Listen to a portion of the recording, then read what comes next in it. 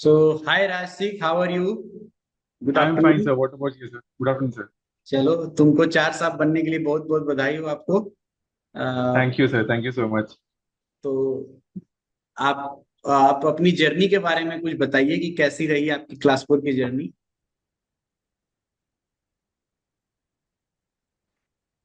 Uh, sir classroom की journey tedious थी sir, to से फॉर द लीस्ट। मतलब कभी कभार ऐसा लगता था कि मतलब क्या ही कर रहा हूँ, मतलब हो क्यों नहीं पता रहा चल है। निकल रहा बट नहीं है। कुछ, हाँ, जी सर, जी सर, मुझे तो सर 11 मंथ्स लग गए। And I I I know people जिन्होंने 6 या 7 मंथ्स में कर लिया है।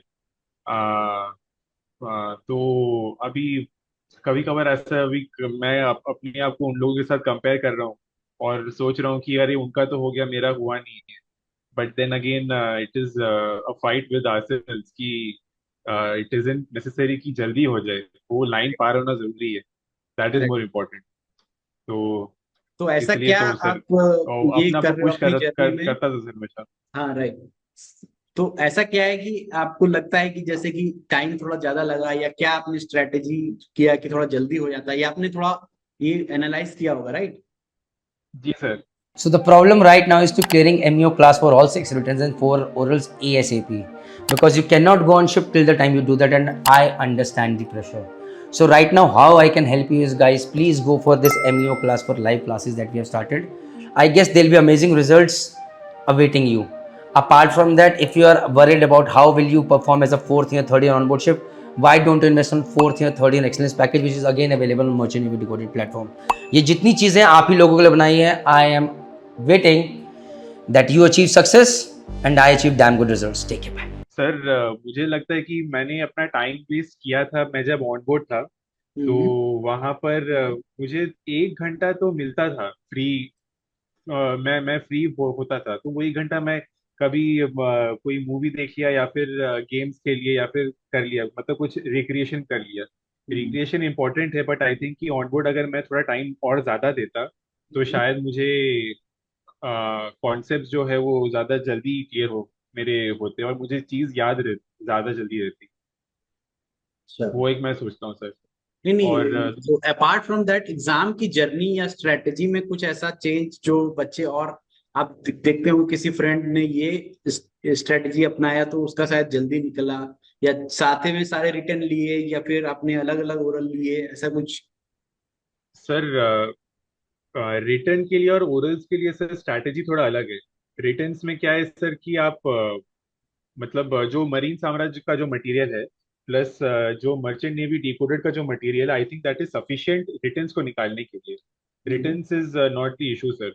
बट क्या है कि रिटर्न्स के लिए मैंने ये चीज नोट किया है, specially for electrical and naval arc जो है, अगर हम्म। आपका न्यूमेरिकल स्ट्रांग है उसमें, तो इट हाँ, डजेंट रियली मैटर कि आप उसके बाद थ्योरी में क्या लिखते हो। आप पहले 4 क्वेश्चन अगर आपने न्यूमेरिकल बना दिया, उसके बाद मुझे लगता नहीं कि ये लोग जो लोग थ्योरी पेपर चेक चेक भी करते करते हैं हैं। थ्योरी चेक भी करते होंगे। तो इलेक्ट्रिकल और नेवल तो अगर न्यूमेरिकल ही आपका न्यूमेरिकल है। न्यूमेरिकल बेस्ड ही है सर। बिल्कुल और बिल्कुल, वो तो है ही। बिल्कुल सर। और दूसरा चीज है सर, मैंने सेफ्टी का जो पेपर रिटर्न दिया था, मैं हम्म। उतना कॉन्फिडेंट नहीं था सर, क्योंकि मैंने इलेक्ट्रिकल और सेफ्टी को साथ में मैंने दिया था रिटर्न में। तो मैंने अपना 95% टाइम जो है मैंने पूरा इलेक्ट्रिकल को दिया। लास्ट का एक, मतलब मेरा कल एग्जाम है और मैंने 1 घंटा या 2 घंटा सिर्फ सेफ्टी के लिए पढ़ा था। बट सर मैंने आई आई मेड श्योर कि जो भी मैं लिख रहा हूँ, I am like completing the entire booklet. मैंने उसमें ऐसा नहीं कि कुछ भी लिखा है, आई मतलब मैंने पहले रिवाइज किया था। तो अपने से मैं लिखा, इंफॉर्मेशन जो मैंने पढ़ा वो भी लिखा, but I completed the entire booklet and I passed safety. Safety. और मैंने ड्राइंग भी किया था उसमें, जो उसने क्वेश्चंस पूछे थे उस क्वेश्चंस के मैंने ड्राइंग भी किए थे। डेड मैन्स हैंडल था, फिर लाइफ बोट का रिलीज मैकेनिज्म था, वो ऑन लोड ऑफ लोड वाला। तो वो ड्राइंग मुझे याद था सर। तो वो 2-3 ड्राइंग मैंने किया, मैंने बुकलेट पूरा भरा सर, मैं पास हो गया उसमें। आपका कहना है कि मतलब न्यूमेरिकल बेस्ट बेस्ड तैयारी करें, और सेफ्टी में जो है वो अच्छे से आंसर विद डायग्राम्स अगर ड्रॉ करें तो हमारा सेफ्टी का रिटर्न भी निकल जाएगा। ठीक है। सर ओरल्स के लिए डायग्राम्स क्या इज क्या इम्पोर्टेंट। स्ट्रेटजी अपनाया आपने? जी सर। सर ओरल्स के लिए मैंने सर ग्रुप्स में हमारे जो व्हाट्सएप ग्रुप्स है, तो उस ग्रुप्स में सर सर्वेयर बेस्ड क्वेश्चंस जो है वो पीडीएफ में किसी ने बनाया था। तो मैंने ग्रुप्स में देखा है कि ये लोग क्या करते हैं कि सर्वेयर के हिसाब से, मैंने सारे क्वेश्चंस ये लोग नहीं करते हैं सर। सर्वेयर जो जो सर्वेयर आ सकता है वो उसके हिसाब से वो ये लोग क्वेश्चंस प्रिपेयर करते हैं। अच्छा। तो मैंने क्या किया सर कि मैंने वो सारे क्वेश्चंस को मैंने टॉपिक वाइज मैंने सेग्रीगेट किया। तो अभी जैसे मान लीजिए कि CO2 के सारे क्वेश्चंस मैंने एक सेक्शन में डाल दिए। तो उसमें सर अगर मैं 5 क्वेश्चन CO2 के कर रहा हूँ, तो उसके साथ साथ मेरे बाकी क्वेश्चन जो CO2 से रिलेटेड हो सकते हैं वो भी क्लियर हो जाते हैं मेरे। तो ऑल इन ऑल मैं वो एक क्वेश्चन अगर किसी एक टॉपिक से आया है तो आई मेक श्योर कि उस क्वेश्चन के आसपास के जितने भी टॉपिक्स है वो भी मैं पढ़ लेता हूँ। इसमें सर मुझे टाइम ज्यादा लगा पढ़ने में, I won't lie there, but मेरा कॉन्सेप्ट जो है बहुत अच्छा क्लियर हुआ उसमें। और अगर अगर सर्वेयर मुझसे कुछ ऐसे क्वेश्चंस पूछते जो मैंने क्वेश्चंस कभी देखे नहीं है, उसका आंसर भी मैं बहुत अच्छे से मैं दे पा रहा था। फॉर एग्जाम्पल सर मुझसे सर्वेयर ने पूछा था 4B में कि जब एयर डिस्ट्रीब्यूशन वाल्व जब स्टार्टिंग एयर के लिए जब जाता है मेन इंजन में, तो वो कौन से स्ट्रोक में जाता है। तो मैंने बोला कि जब कंप्रेशन स्ट्रोक के जस्ट बाद जब वर्किंग स्ट्रोक होता है, वर्किंग स्ट्रोक से जस्ट पहले होता है वो। तो सर्वेयर ने मुझसे पूछा कि कौन से TDC माने फायरिंग TDC में होता है कि इसमें कंप्रेशन TDC में होता है। तो मैंने बोला कि सर फायरिंग TDC में ये होता है, एयर जो है स्टार्टिंग आ जाता है। तो सर्वे ने पूछा कि क्यों होता है ऐसा, why firing TDC is chosen for that. तो मैंने बोला था कि सर उसका पहले वाला जो TDS है सर उसमें एग्जॉस्ट वाल्व और इनलेट वाल्व दोनों खुला रहता है। ठीक है, चलो आगे कंटिन्यू करते हैं। तो जी सर। अ, मतलब आपने उस क्वेश्चंस के, ओरल के क्वेश्चंस के अराउंड, आपने टॉपिक्स के अराउंड सारे क्वेश्चंस कलेक्ट करके जी और सर। तब टॉपिक्स को किया ताकि क्वेश्चंस भी कवर हो जाए जब टॉपिक्स भी कवर कर जी रहे हैं। सर। जी सर। राइट, तो वो आपकी स्ट्रेटेजी रही ओरल के लिए। और जी सर। रिटर्न के लिए आपने डिकोडेड का मटेरियल और बाकी जगह से मटेरियल कलेक्ट करके उससे रिटर्न के लिए तैयारी किया। रिटर्न में आपका कहना है कि नेवल और इलेक्ट्रिकल में सिर्फ न्यूमेरिकल बेस्ड क्वेश्चंस पर ज्यादा फोकस किया जाए और जी सर। जी सर। सेफ्टी में डायग्राम्स के ऊपर फोकस किया जाए। बाकी के जी रिटर्न सर। पेपर्स के लिए आपका क्या ये स्ट्रेटेजी रहा, सर मोटर बाकी के लिए भी सर, वगैरह के लिए? जी सर MEP के लिए भी मेन सर मैं तो देख रहा हूँ कि मेन तो डायग्राम्स ही होते हैं।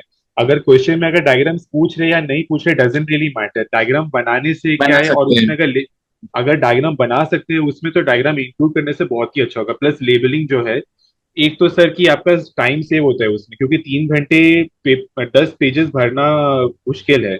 तो आप आधा पेपर तो आपका डायग्राम में आ जाता है, प्लस लेबलिंग के लिए आप पूरा पेपर उसको ले सकते हैं। वहां पर आप यू आर सेविंग टाइम, और उसके बाद आप वो उसी डायग्राम को आप एक्सप्लेन कर रहे हो, तो ऑलरेडी मतलब फिर वो आपका तो आधा इजी हो काम हो जाता है। चुका है, आपको बस उसी को जी एक्सप्लेन सर। करना है। तो कुछ सोचने जी की सर। जरूरत नहीं, बस जब बनाते टाइम ही आदमी को कंसेप्ट समझ में आ गया कि क्या इसमें लिखना है, जी सर। जी सर। तो आधा काम आसान हो जाता है। जी जी। Right right. तो इसमें मतलब क्या फ्लो ऑफ ये रहा सब्जेक्ट्स की, कौन कौन से सब्जेक्ट्स पहले चूज किए, कौन से सब्जेक्ट्स बाद में चूज किए एग्जाम देने के सर लिए? सर मैंने फर्स्ट चूज किया था MEP 4B एंड नेवल। तो उसमें मेरा सिर्फ MEP निकला था। और उसके बाद सर मैंने अ, ये रिटर्न के लिए? अ, जी सर। जी सर। रिटर्न के तो लिए। रिटर्न पूरा उसके बाद आपने पहले दिया, उसके बाद फिर ओरल दिया? नहीं सर, मैंने लास्ट में मेरा इलेक्ट्रिकल और इलेक्ट्रिकल। आपने रिटर्न जो है सेफ्टी, मतलब 4 रिटर्न होने के बाद आपने फिर ओरल्स के लिए अपियर करना शुरू हुआ? जी सर। जी सर। बट मैं ऐसा एक्चुअली क्यों, सर, आपने रिटर्न के साथ साथ ओरल क्यों नहीं दिए? मेरे सीनियर्स ने मुझे बोला था कि अगर कोलकाता MMT में ऐसा परसेप्शन है कि अगर रिटर्न्स नहीं निकलते हैं तो ओरल्स को वो लोग जल्दी पास नहीं करते। बट दिस इज रॉन्ग, क्योंकि मैंने इलेक्ट्रिकल निकाला है। तो तो उसमें वो तो टाइम भी फिर तो तो आपका गया ना, गिव अप हो गया इसीलिए पूरा। आपको टाइम भी ज्यादा लगा ना। आप बहुत गया रिटर्न भी, सर। राइट, जी आप सर। अगर रिटर्न के लिए दे रहे हो तो रिटर्न क्लियर होने का वेट करोगे आप, 3-4 महीने तो उसी में चले जाएंगे रिटर्न के लिए। जी सर। जी फिर सर। जी रिटर्न और सर। ओरल के लिए कुछ ऐसा कुछ नहीं है कि बहुत ज्यादा अलग अलग चीजें पढ़नी है, पढ़नी तो नहीं चीजें नहीं, सिमिलर है। बिल्कुल भी नहीं। ठीक है, जी फिर आप जब आप रिटर्न निकाल लोगे फिर भूल जाओगे उधर रिटर्न का पार्ट। मतलब वो वापस से और फिर आपको पढ़ना पड़ता है ना एक सर चीज ओरल और के लिए। बता देता हूं मैं कि कई बार जब आपका ओरल फंसता है जी तो ये जो सर्वेयर होता है ना इंटरनल, जी। वो आपसे रिटर्न का एक सवाल पूछता है। वो जब आपका ओरल कभी फंसता है तो जो हम लोग नहीं बोलते डिसाइडर क्वेश्चन, जी सर। और फिर आपको बोलता है कि पिछले महीने आपने रिटर्न दिया था उसमें तो ये क्वेश्चन था, या इस महीने आपने रिटर्न दिया उसमें ये क्वेश्चन था। अच्छा, ये तो मैंने ऐसा ऐसा कभी ऐसा सोचा नहीं सर। ऐसा कई बार हमारे फ्रेंड्स ने भी एक्सपीरियंस किया है, और ये मेरा पर्सनल भी, मतलब मेरे साथ ऐसा नहीं हुआ है बट ये एक्सपीरियंस है कि जनरली वो लोग ओरल्स में रिटर्न के क्वेश्चंस पूछ लेते हैं ताकि वो देखते हैं कि बच्चे रिटर्न में कितना सीरियसली अटेम्प्ट करते हैं। सर कोई एक ये नया चीज क्वेश्चन मैं यूनिक क्वेश्चन होगा अगर, तो क्लास 2 में भी देखिएगा आप आगे भी चल के। क्लास 2 में करूंगा सर, क्लास 2 हाँ में ये, यही यही यही करूंगा। हाँ कभी भी, मतलब मेरा ये मानना है कि रिटन और ओरल साथ साथ चलने चाहिए, दोनों की तैयारी एक साथ चलनी चाहिए और एक साथ अपीयर करना चाहिए। जो आजकल बहुत सारे बच्चे, इवन क्लास 1 में भी मैं देख रहा हूँ कि जैसे मैं क्लास 1 में पढ़ा रहा था तो कई सारे बच्चों में परसेप्शन था कि पहले पूरा रिटर्न निकाल लो, एक ही पेपर है तो वो रिटर्न निकालने में 2-2 महीने के गैप पे 6-6 महीना लग जा रहा है लोगों को खाली रिटर्न निकालने में, और फिर निकल। ओरल निकालने में फिर से अलग मशक्कत करना पड़ रहा है जो 6-6 महीना उसमें लग जा रहा है, तो बहुत लंबा टाइम लग जा रहा है। तो आप रिटर्न और ओरल को साथ साथ लेके चलते हैं तो वो बेहतर स्ट्रेटेजी है। जी सर। भले आप थोड़े थोड़े पेपर्स ले लें, 4 पेपर, अगर आपको समय नहीं मिल पा रहा है या तैयारी कम लग रही है तो 4 रिटर्न ले लें और 2 ओरल ले लें, ऐसे करके तैयारी करें, लेकिन उसको साथ साथ लेकर के चलते रहे। तो आपका मैसेज क्या रहेगा उन बच्चों के लिए जो अभी करेंटली हमारे साथ तैयारी कर रहे हैं, लाइव क्लासेस कर रहे हैं, या फिर जो और भी बच्चे एमयू क्लास 4 दे रहे हैं उनके साथ, उनके लिए क्या मैसेज रहेगा आपका? सर पहला मैसेज तो ये रहेगा कि रिटर्न और ओरल जो है वो साथ में करिए अपीयर, साथ क्योंकि में अपीयर कीजिए। जी बिल्कुल। और दूसरा है सर कि तो आपको मटेरियल्स रिटर्न जो। निकालने में टोटल कितना समय लग गया जो आप बोल रहे हैं ओरल के पहले, ओरल के मुझे पहले ही सर चलिए रिटर्न रिटर्न का समय? नवंबर नवंबर सर 1 महीने तो मैंने बिल्कुल पढ़ा नहीं था due to some personal commitments. तो अगर 1 महीने में ड्रॉप भी करता हूँ तो नवंबर दिसंबर फरवरी मार्च 5 मंथ्स। 5 महीना पहले ही चला जी गया वो खाली जी रिटर्न जी रिटर्न। जी जी उसके बाद आपने ओरल्स को ब्रेक कर करके हर महीने एक एक करके ओरल दिया। जी सर जी सर। तो फिर ओरल्स का अलग समय लग गया वो 5-6 महीना, इसीलिए टाइम ज्यादा लग गया 5-6 महीने। जी सर। नहीं तो अगर आप साथ में लेके चलते तो यही 6 महीना में आपका रिटर्न और ओरल दोनों मेरे हिसाब से होना चाहिए था 6-7 महीने। अभी क्लास 2 के लिए वही करूंगा सर। यस डेफिनेटली आपको वही जी करना सर। ही चाहिए, आपको साथ में लेके चलना चाहिए। भले अगर आप 6 रिटर्न नहीं दे रहे हो तो 4 ही रिटर्न दो, लेकिन 1-2 ओरल साथ में लो, 2 ओरल तो एटलीस्ट जरूर लो साथ में। जी सर। कि दो में से एक मिला तो भी आप कितना भी पढ़ोगे उसी सब्जेक्ट, जैसे कि रिटर्न के जो सब्जेक्ट्स हैं उसी सब्जेक्ट के ओरल ले लो, जी तो सर। ओरल का तैयारी भी हो ही जाता है साथ ही साथ। तो आप क्वेश्चंस देखते हो सर्वेयर्स के और उसके साथ तैयारी कर लेते हो, फिर वो आपको आगे ओरल्स में हेल्प कर देता है, तो एक भी निकल गया तो भी आपका साथ साथ चलता जाता है, तो आपको टाइम फिर कम कम लगेगा। जी सर। ठीक है, ये तो अभी इसी से सीखिएगा आप, अभी तो इसके आगे क्लास 1 क्लास 2 दोनों में दीजिएगा तब भी आपको ये स्ट्रैटेजी काम आएगी, उसमें भी रिटर्न और ओरल एक साथ दीजिएगा। वही करूंगा सर अभी क्लास 2 में। कई बार क्या होता है कि ओरल का एक्सपीरियंस भी मैटर करता है, जैसे कि आप ओरल में बैठते हो, सर्वेयर किस तरह से क्वेश्चन पूछता है, किस तरह से वो क्रॉस क्वेश्चन पूछता है, तो ये अगर आपका एग्जाम नहीं भी निकला तो भी वो आपको एडिशनल, जैसे कि आप जब तैयारी करोगे तो आपका माइंडसेट उस तरह से वर्क करेगा कि मुझे यहाँ पे ये फंसाया जा सकता है, मेरा यहाँ पे ये ट्रिक हो सकता है।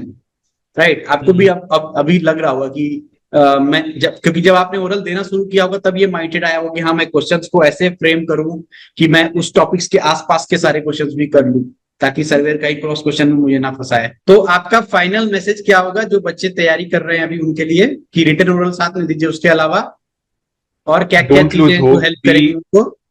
B relentless, don't lose hope at all. अगर फेलियर होता है तो कोई बात नहीं, it is okay, it is absolutely fine. मैं भी फेल हुआ हूँ, बट आज सीयूसी पास हो गया हूँ मैं।